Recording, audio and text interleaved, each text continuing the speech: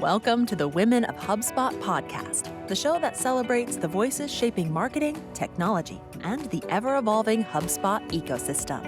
Hosted by George B. Thomas from Sidekick Strategies.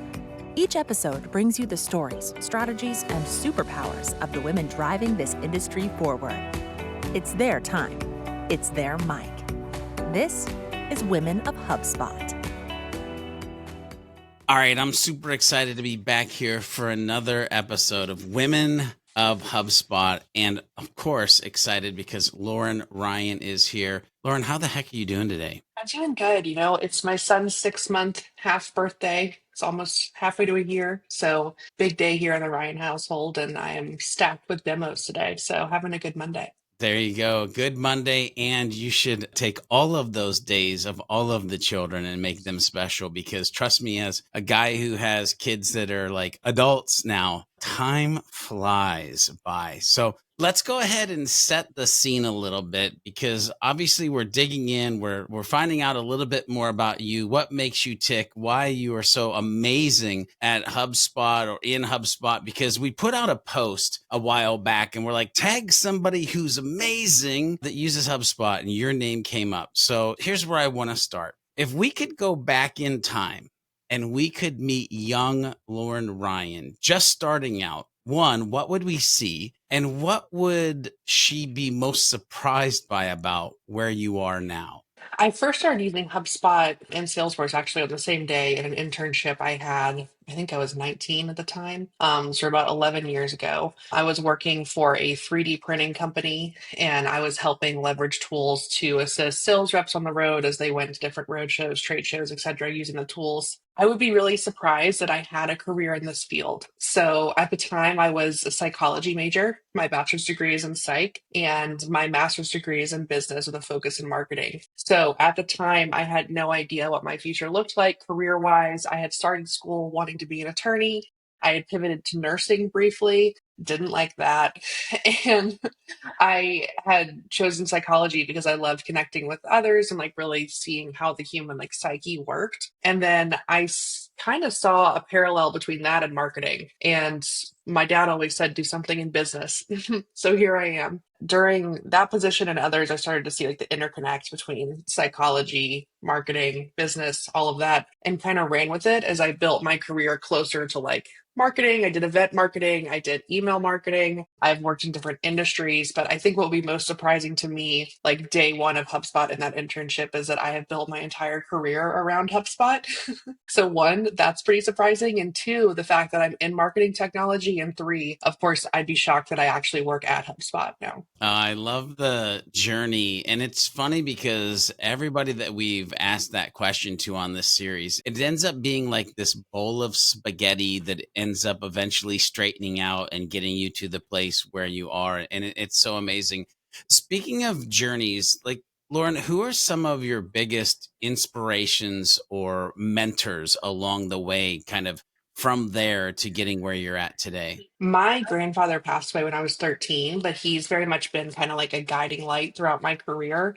He spent his life taking care of others and putting other people first and left a very strong legacy in that way. And so as I've grown throughout my career, I've always kind of lived from a principle perspective, the way that I think that my grandfather did and the way that he would respect that I lived. As far as more tactically, I've had some amazing managers along the way that have pushed me to deepen my knowledge in HubSpot. I had managers that took me to my first inbound conference in Boston a while ago, and that really blew my mind, stepping onto the show floor for the first time, especially since I was in trade show marketing at the time. I can speak to a few HubSpot agency owners like Connor Jeffers, Trish Lassard have been really helpful for me in my agency days. I'd say Jilly Fratt from HubSpot has been a huge proponent of my success, both in the HubSpot ecosystem and also the person who referred me into my current position. So I wouldn't be where I am today without her specifically. I can say that. And I would say that my little sisters are always like my motivators. Like I have 5 younger siblings, and whenever I look around, I always want to make sure that I am succeeding, excelling, setting a good example. And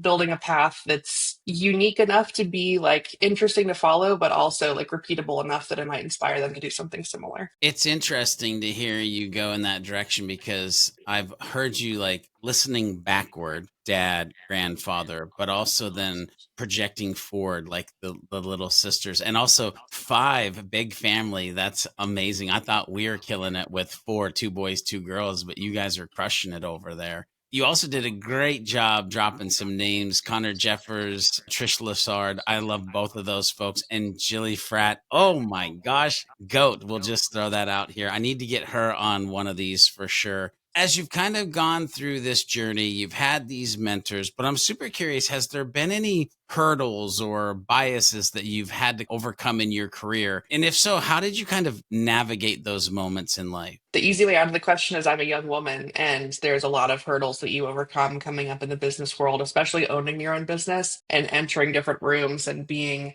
maybe the only woman there, or the only woman on the trade show floor, the only woman on the sales team. Like there's different ways that that's impacted my career throughout the years. So that's definitely the easy answer. I would say a harder answer would be trying to start a business in my 20s and not seeing the forest for the trees, like not seeing the big picture, not seeing where it's going. I started my business on a whim. Whenever I started Coastal Consulting in 2021, I had had a series of bad managers, and my last manager was the most toxic of them by far. I had a really terrible conversation with him. I went out and I had a surgery. And then while I was recovering from that surgery, I decided that my well being was worth more than this job. And I quit my job and I started Coastal Consulting that day. And so I didn't really have a business plan. I'd just been freelancing for years. And I was like, you know what? People need help with the HubSpot Salesforce integration. I'll do it full time. And that grew and grew into becoming a diamond partner and winning a technical expertise award and eventually being acquired by Rev Black recently. And it grew to a lot of great things, but I very much made every decision by this is the next best decision. There was no business plan, there was no formality. Even Coastal Consulting, I now live in central Tennessee. So naming something for where I lived at the time, there was just a lot of things that I didn't see. And I think that that created a lot of challenges while I was in it. As far as who I hired, what I chose to do next in the business, how I chose to allocate funds, like there's a lot of things that I was just naive about. And there's a lot of things that I learned along the way. So I really think that my like naivety as just like a young business owner definitely presented some obstacles, but I definitely have had like the time of my life solving them and figuring it out. And I decided to put that aside now that I'm a mom and focus on something where I can really grow within a structured organization. Because having very little structure in your work life and also raising a baby, there's no structure anywhere.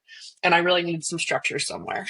I love that answer so much. It might be a rewind point already, by the way, for people watching or listening to this, because there's so many good nuggets of like, I just took a leap. I valued myself. I figured it out along the way. And so amazing just to kind of get to know you a little bit deeper in the journey that you've been on. I want to dig in a little bit deeper, kind of in the same vein. And I want you to take me back to maybe a moment where you felt, let's just say, underestimated or maybe even overlooked or out of place, maybe even in the industry as you're kind of getting psychology into marketing. Take me back to that time and maybe how you handled it. I think the best example of that is just like the last exchange I had in my previous job with my like last boss before Coastal, before HubSpot. I had essentially started at a company. I was hired to implement HubSpot. HubSpot didn't have SOC 2 yet. HubSpot does have SOC 2 now and is great for financial services, but it wasn't at the time when I worked at a credit union. And so we ended up having to choose Salesforce Marketing Cloud,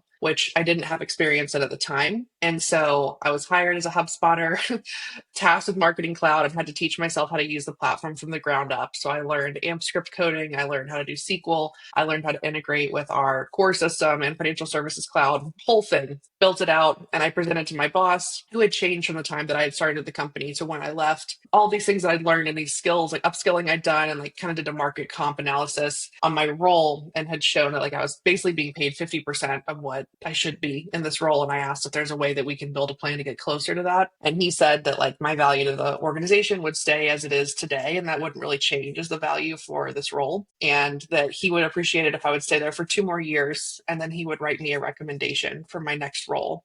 I definitely felt undervalued in that moment and also completely misunderstood by management. If you've implemented a tool like Salesforce Marketing Cloud or even HubSpot integrated anything with Salesforce, you understand that there's a level of complexity that goes there. And also, if you have a deep expertise in one platform and you're tasked with learning a new one, there's a lot that goes into that. And to be able to present all the data, not just saying, like, oh, I think I should earn more, presenting the data as far as the positions and just being dismissed entirely, I think that will always stand out to me as a quick pivotal moment in my career where I learned exactly how not to lead people, how to be kind of forced to make a decision, like whether you're going to stand up for yourself or not. And thankfully, I was able to make that just like switch and leave the company and stand up on my own and move forward.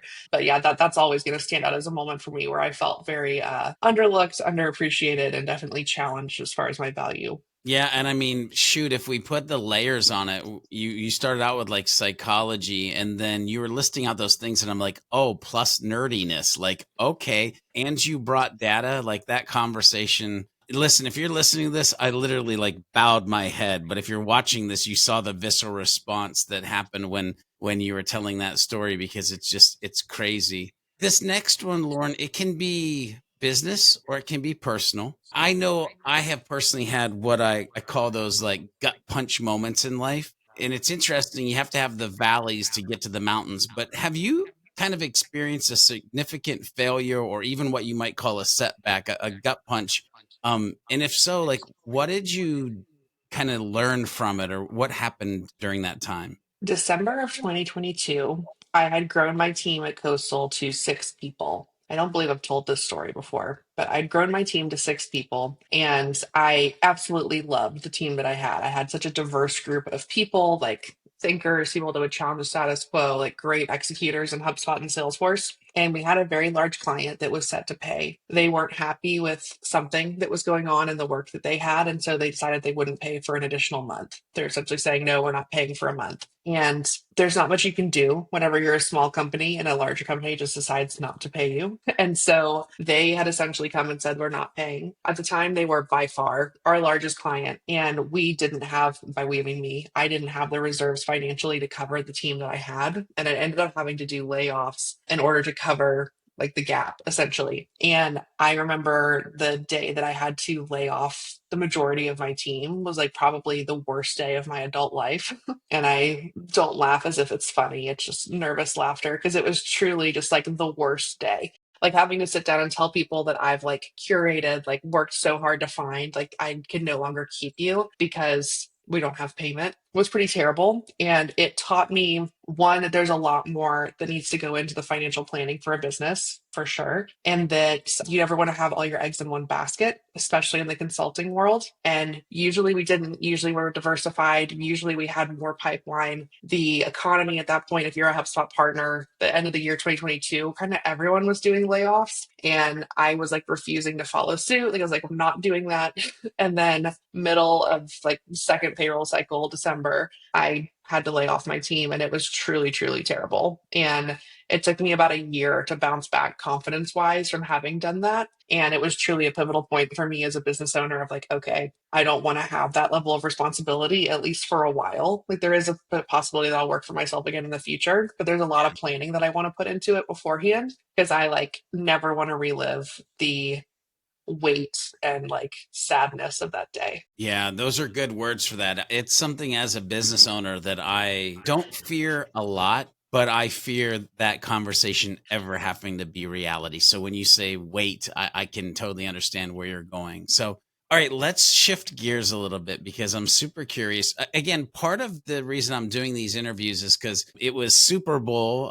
It was the Eagles versus, well, I don't even know when somebody will be listening to this. Anyway, the moral of the story is I was talking to my daughter and the quarterback of the Eagles has an all female team. And we were talking about how cool that is and how she loved the fact that here was a person who was empowering women to be the team that drove like his social and all the things that he does. And so I've been asking everybody that we've been interviewing this question, and the responses have been very interesting. So I'll just go ahead and ask it of you. What does empowerment mean to you?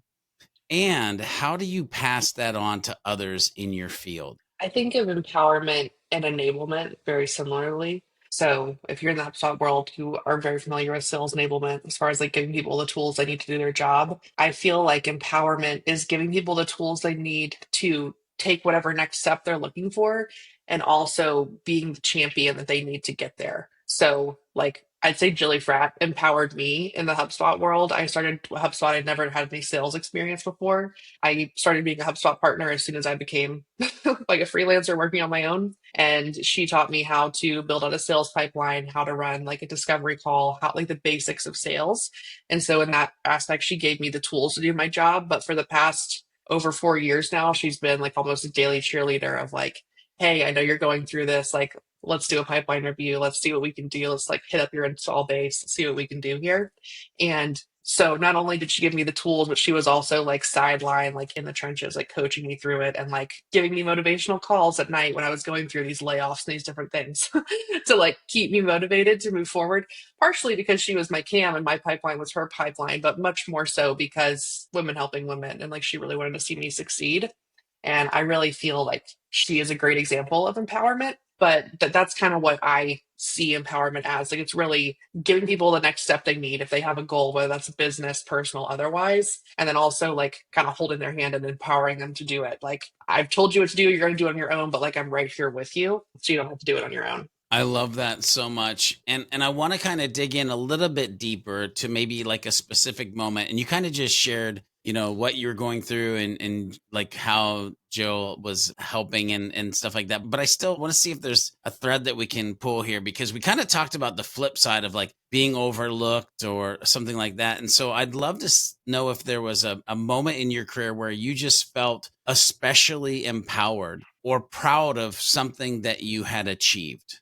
I'm the proudest of as far as like my career deliverables has very much been the integration course I developed for the HubSpot Salesforce integration.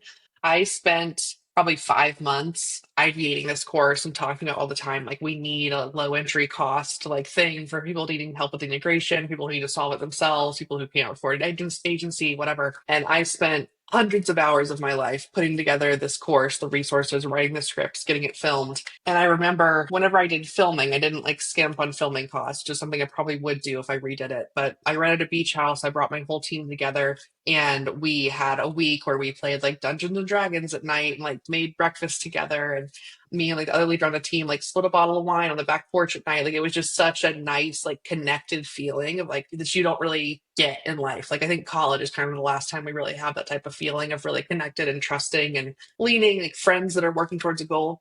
Anyway, leaving that week where we were filming the course was one of like the proudest moments of my life of just being able to bring these people together, have created something that could financially sustain creating a course like this, and also the feeling of like all the like, impact we were going to have on people who started their career like me, not knowing what to do from a technical perspective, and like knowing that we had created from these like great minds that I'd found this awesome resource that's going to help people moving forward. And I really felt like I was going to be able to empower others with this integration and kind of help them move forward and be there and like assist them on their way. But really that feeling that I got in the beach house that week, like I had my birthday that week, we were filming the course. It was just such a awesome moment. We also celebrated 1 year in business that week. So it was a really cool time. Yeah, the stars were aligning. I love the fact that it's around you were bringing something to the world to empower others. And I'm telling you, I'm learning so much about you. Psychology, a little bit of nerdiness, some Dungeons and Dragons, a little bit of wine. Like this is shaping up to be a pretty cool little interview. So I loved it. I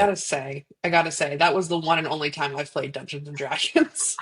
That's right. That is not part of my story, but it was important to me that everyone felt represented on that trip. So we had two super nerds that were in a Dungeons and Dragons. So I had them like, I can't even think of the word, but build out a world and give us roles and stuff to play. So it was super Love fun. it. I love it. Okay, that's so fun that you're like, hang on a second. I've played, but not all the time. So if you could go back and you could change, well, not even go back. This if you could change one thing about how women are supported in the industry that we're in, what would it be? I think there's a really good opportunity for mentorship, like in every respect. Like I did Big Brothers Big Sisters in college. I'm a huge advocate of the like power and value that mentorship adds in the world. And I really think that at every company and every agency, far and wide, whatever industry, like position, there should be a mentor for you. This is somebody that's not your boss, like someone that could be same level or above. I always think that there should be peer to peer women, like female mentors that are helping you drive forward, helping you bounce ideas off of, like helping you build a plan towards what's next. I think that it's so easy, especially as a woman, to undercut your value or understate your worth. And it's so powerful to have a mirror next to you saying, like, hey, no, like you actually did a really good job on this. You should add this to your resume. Or, oh, I would actually position this way when you're applying to that job. Or, did you see this position open up? You'd be great for it. Like, it's really important to have someone championing you and someone that you're attached to, whether you find them or they're assigned to you. Mentorship is so important. And it's very rare that you reach out to a woman that's in your ecosystem of some, like, in some way and ask for mentorship and they're like, no, I can't. They might say they're too busy. But as far as like not interested or not like worth their time, that's never a response that I've gotten. I love that mentorship. And I think if you are listening to this or watching this and you haven't historically done that, figure out a person that you can ask, go through that process. The more that you do it, the easier it is. And it is by far one of the most impactful things that I've been able to do as well. Just like having a mentor and somebody to help guide. I'll use the word guide. All right, so let's get a little bit nerdy because we are on an interview around HubSpot, Women of HubSpot. And so I'm super curious right now, Lauren, are there any kind of particular tools, strategies, trends in HubSpot, and I'll even say HubSpot or inbound ecosystem that are exciting you right now? I'm super excited about AI. And I know like who isn't, it's the buzzword of HubSpot. And what not only HubSpot as a product, but also just like the ecosystem around AI. It's been really cool, especially in this new role that I'm at in HubSpot, to see how I can use AI to really superpower my work and what I'm doing at work. My main role right now is doing product demos of HubSpot to help people see if it's the right technical future for them or not, and using AI to kind of present like my demo story and like everything that I have coming up, and having AI challenge me on some point or like give me some ideas of other things to like show or ask. It's been so cool. It's just like if you really use it correctly, it's kind of like you have an extra coworker that's just dedicated to you all the time and giving you feedback. And I think that initially AI was presented like as a threat or as something that's kind of just like Google, but really AI can be a teammate.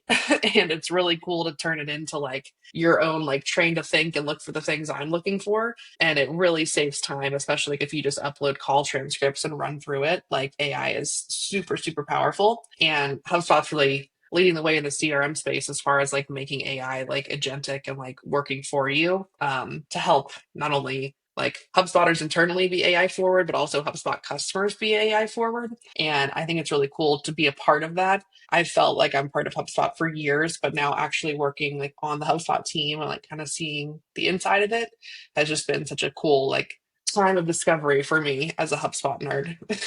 I love it. This idea of being AI assisted, an additional coworker, the fact that you kind of were leaning into like powerful for analyzing or even personalizing at scale, if you will. So super amazing. Now let's go back to humans. For you, how important is networking with other females? And are there any certain strategies that you use to kind of build connections along the way? Networking has always been very important to me throughout my career. The type of person and the type of networking that I do has changed greatly throughout the years. So when I first started, I was just looking for like women with a job. Like, let's just start very broadly. Like, I was going to find someone with a job. And I really think that the trend has been looking for someone that's where you want to be throughout the years, and like always just like a few steps ahead, not someone like I wouldn't look at like Yamini as like a direct mentor for me, right? Because she's the CEO of HubSpot. I might look at like a sales leader and start there. And so I think that it's important to kind of level set when you're looking for a mentor. Like, what is my next goal? You should always know that before you find someone, because it's never the mentor's job to just like give you the path. It's their job to say like, oh, you want that, like here's what I can do to help you get there. But like right now, the biggest thing that I've looked for in recent history is moms. So There you I go. had a newborn. I need to find a mom with a 3-month old. Like, tell me what's coming. Like, am I going to get my life back? Answer is maybe. Probably not. Jury's um, out.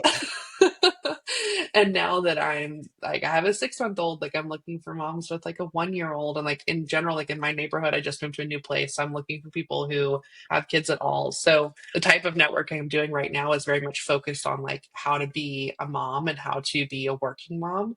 And that's really who I'm drawn to at the moment. Whereas in the past, it's been like female business owners, or when I was looking for a job over the past year, the last year, trying to figure out what I wanted to do next, people with who had changed jobs or people who had sold their agents, like different people like that. So I really think that networking is very important, and like how you go about that is very much dependent on your goal from networking. You should always have some sort of outcome, and not that people are means to an end, but to find the right person for you to talk to at the time, you really need to have an end goal in mind of what you're trying to achieve or the area you're trying to grow in. Yeah, I love that you tied it to goal. What I really love too is the entire time you're talking about that, the freedom to have flexibility, to be networking with the people that you most need in your life. I think that's super powerful.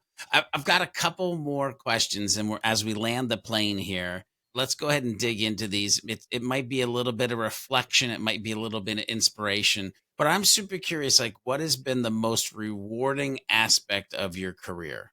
The most rewarding aspect of my career has been seeing the aha moment for people. Something that I've been uniquely skilled at in the HubSpot ecosystem is taking really complex situations, systems, and breaking it down to in terms that non-technical people can understand. And I've done that through social media, courses, learning, consulting.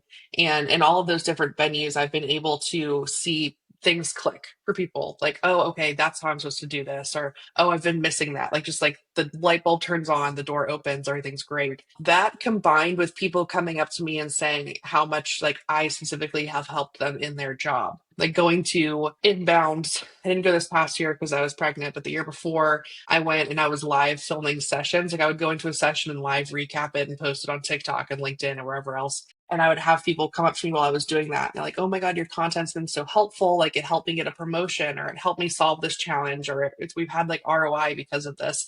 And the fact that I've had been able to impact people enough that they would like go up to a stranger at a conference and like interrupt what they're doing and say something about it has been really, really rewarding for me, because whenever we're in this remote culture and you're working from your computer, it's hard to see the impact you're having beyond the screen. And so many times you just feel like someone that's sitting alone in a room and just like pushing stuff off into the void. And so whenever you have moments of connection and people come back and say like, thank you, like I subscribe to your blog, I follow you on LinkedIn, I do whatever because like your content is helping me move forward, that's incredibly rewarding. Yeah, I love those inbound moments where you get a glimpse into, oh, this is why I do what I do the rest of the year. So that's amazing. Lauren, what advice would you give other women who might want to choose this career path? And what I mean by that is either working at HubSpot or something in marketing, but what advice would you give them? I think that everyone needs to be a content creator in some way right now. I think you need to find a way to get your message heard, whether that's small, like through LinkedIn posts, or if you have a whole platform that you own. I think finding a way to take your message, your thoughts, your value prop, and start putting it into word video content in a way that connects other people is essential to succeed today. I think that people who are able to take big things and interpret them for others are invaluable. So if you have like a computer science tech background and you're trying to get into the CRM space right now specifically, I would take like a psychology class or a teaching class, something that allows you to connect with people more. Because the more that we've leaned more into technology and more into solutioning, some people in this industry have lost that human element and how to connect with others, and like have lost the power of a story and storytelling. And all of that is so, so, so important, especially in CRM. Because if you think about the stakeholders in a CRM, you've got sales, marketing, leadership, end users. There's so many people that you have to engage as part of the CRM ecosystem. It's really important to be able to connect with and resonate with people and not just build technical solutions. So good. So good. Just rewind it. Dang on it, ladies and gentlemen. All right. Curious. You've talked about being a mom. We've talked about your career. But when you sit back and I ask this question that you had no clue I was going to ask you, what are your long term goals? I would love to own a plane someday. My husband's a private pilot. So that's a big part of our life is travel and journeying. So like long-term vision would be like condos throughout the world and like a plane where he flies us around. That would be great. But as far as like long-term vision for my career, I think that leadership is something that I'd like to be in the future. I'm really loving being an individual contributor right now because it's very like this is your job, like get it done focus, which is what I need right now because I need heavy structure at work. Because again, when I walk out of this room, it's just like the chaos of a teething 6 month old. But in the future, I'd really like to step back into a leadership role and help champion others and help them grow, ideally within the HubSpot ecosystem. HubSpot has always been a like, I don't even know the term for it, but like a moonshot company for me as far as getting an opportunity to work here. And so now that I do, like, I'd love to stay here as long as they'll have me. And so ideally, I will have more of a leadership position in the HubSpot landscape, like in the future, to help the company keep growing and the people inside it growing as well. Yeah, I can see that happening in the future without a doubt. Okay, I'm super interesting on this next one.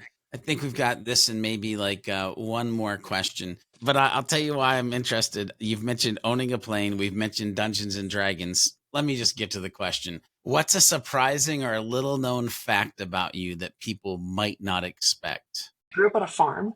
I think that's kind of surprising whenever I'm in like tech and I carry around Kate Spade purses. But I grew up on a farm in Tennessee. I used to be a show jumper, horseback riding back in the day. So that's always like different from my childhood. I was a cheerleader in high school, but I think that that goes better with like sales and speaking. So that's more like believable. But earlier in life, I was really into horses, being out on the farm, being more like country grown.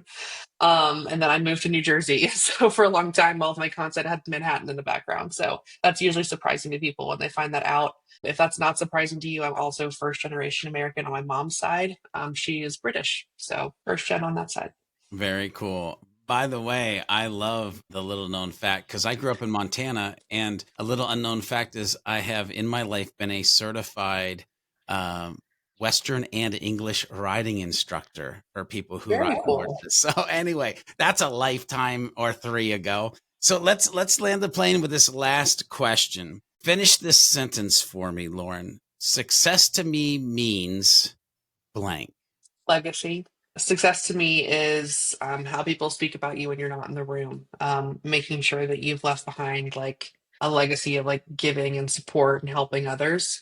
To me, success is very much a reflection of how you've impacted others and how you've moved their lives forward or the mission that you're a part of forward. I think success also means like able to support yourself, stuff like that. But for me, when I look at being successful in the future, my goal is really making sure that I have supported others in ways that are memorable and tangible to know that really I did what I set out to do, which is I'm trying to be a people first leader, a people first employee. I am really focused on helping others and driving change.